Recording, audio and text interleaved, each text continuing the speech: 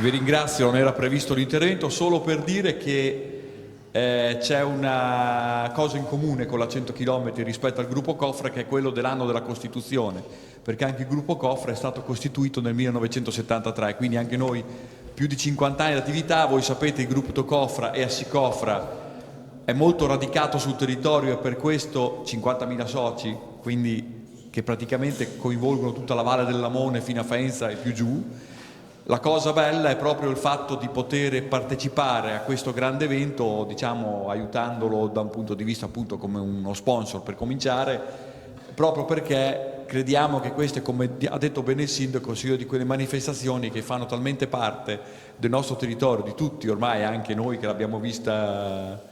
nascere perché eravamo qui, insomma, ecco, è una cosa da cui credo che la partecipazione nostra lo facciamo proprio convintamente molto contenti, quindi vi ringrazio e vi saluto tutti.